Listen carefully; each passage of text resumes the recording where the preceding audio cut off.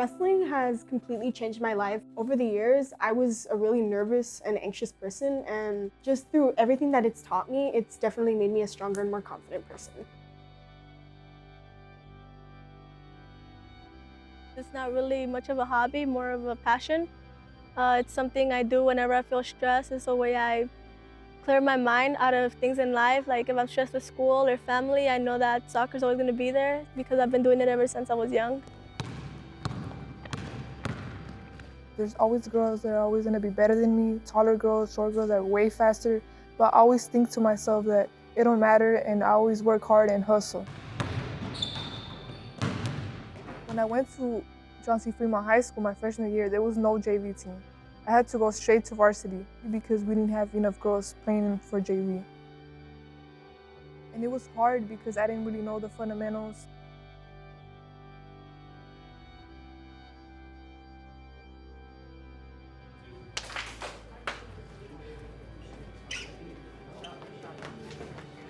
I started wrestling because my friend had invited me. We couldn't get our schedules changed, so we had to dedicate our own time at 5:30 in the morning and then after school from 2 to like 6 p.m. to condition and kind of just introduce us to the sport.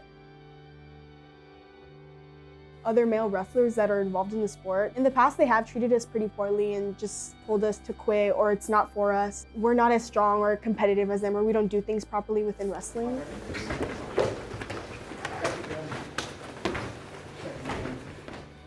We want to be good, and all these negative things that are like being put on us, it can affect us in the way like that we wrestle, but often we just try to ignore it.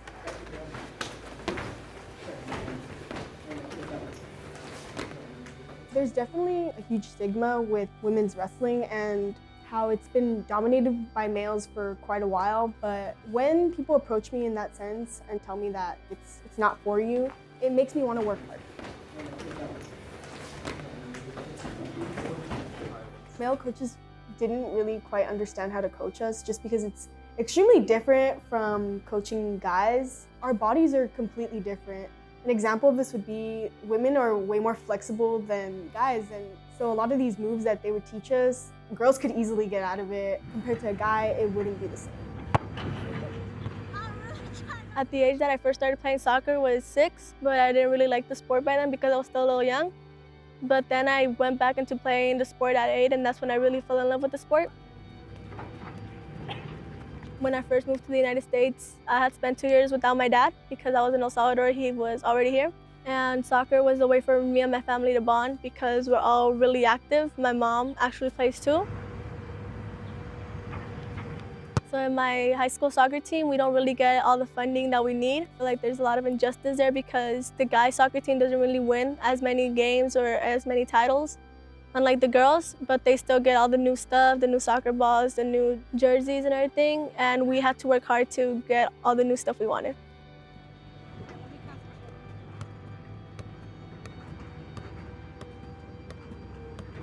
I feel the only time we receive attention is when we're made it to quarterfinals or semifinals. That's when people start to realize, oh, that we actually can play. And I feel like we don't get that much attention because we don't have that much publicity at school. Like with the guys' football team or soccer team, you see posters everywhere. You hear all the announcements on the intercoms. All the teachers are like, oh, go support the guys' soccer team. But when it comes to the girls playing, they don't really pay that much attention to it. And that really reflects on the students' support to the team too.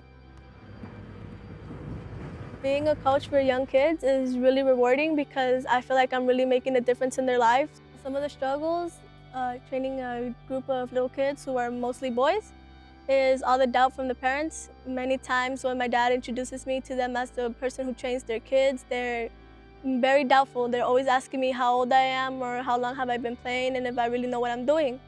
And I know they don't mean it in a bad way, like they're just not used to seeing a young female coaching a group of little kids.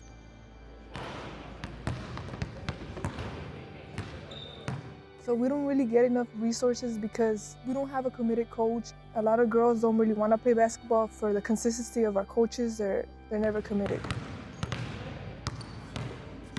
The guys' basketball team are ranked 1, they're top than us, and we're Division 4. So when we play basketball, we barely have people. We barely have like 20 people, 14 people. Compared to the guys' basketball team, they have a full crowd.